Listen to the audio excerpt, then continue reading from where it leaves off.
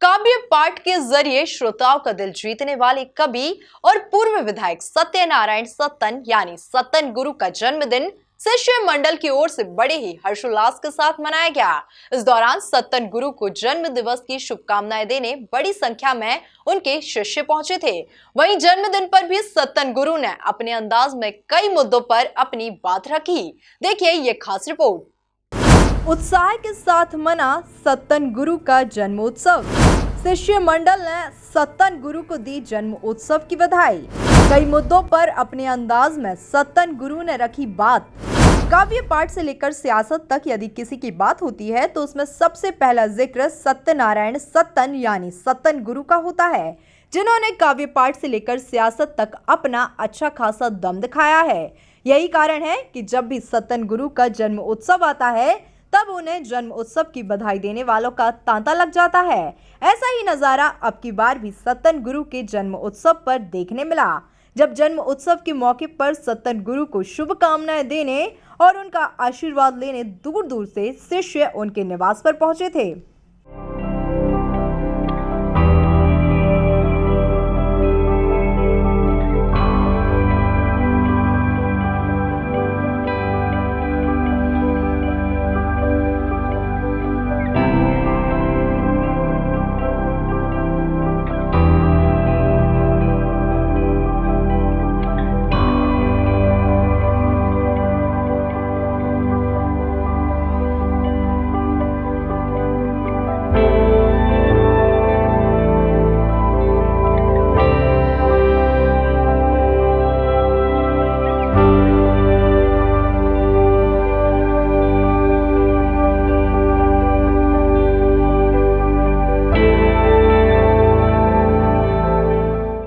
सत्तन गुरु ने अपने जन्म उत्सव पर शिष्य मंडल से मिले अपार प्रेम और स्नेह को लेकर क्या कुछ कहा, जरा आप खुद ही सुनिए।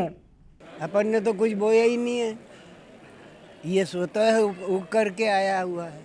और जब स्वतः उग करके आया है तो वो अपने आप को शिष्य कहते हैं, हमारे साथी हैं, बराबरी से कंधा मिला करके काम करते हैं, राष्ट्र के हित में काम करते हैं, समाज के हित में काम करते हैं और साहित्य के हित में काम करते हैं। ऐसे सारे के सारे लोग मिलकर के इस उत्सव को मनाते हैं।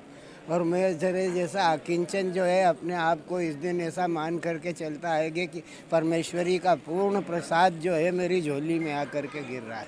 ये प्रेम प्यार स्नेह दुलार की जो प्राप्ति है किसी द्रव्य प्राप्ति से ज़्यादा ऊंची है और किसी भी राष्ट्रीय सम्मान से भी बड़ा सम्मान है जो अपने लोगों के द्वारा मुझे प्रदान किया जाता है। मैं उनके प्रति आभार की अभिव्यक्ति करूं तो क्षुद्र हो जाऊंगा। मैं तो इस भार को ग्रहण ही करे रखना चाहता हूँ कि हमेशा इसी तरीके से मुझे आशीर्वाद मिलता रहे और लोग मुझे अपने विश्वास के काबिल मानते रहे, क्योंकि याभ्याम बिना न पश्यन्ति, इसके बिना कोई भी काम जो है संपूर्ण रूपेण सफल नहीं होता। तो मैं इस प्रेम प्यार और का अधिकारी बना रहना यही वरदान अपने साथियों से मांगता हूँ, अपने मित्रों से मांगता हूँ। इतना ही नहीं, जन्म उत्सव के अवसर पर भी सत्तन गुरु ने कई सामाजिक मुद्दों को लेकर अपनी बेबाक राय रखी और क्या कुछ कहा, जरा आप खुद ही सुनिए। दुख और सुख आदमी खुद खरीदता है। अगर आज की पीढ़ी विकृति के दरवाजे पर खड़े होकर के इस तरीके का आचरण कर रही है तो उसमें कहीं ना कहीं सामाजिक विसंगति है।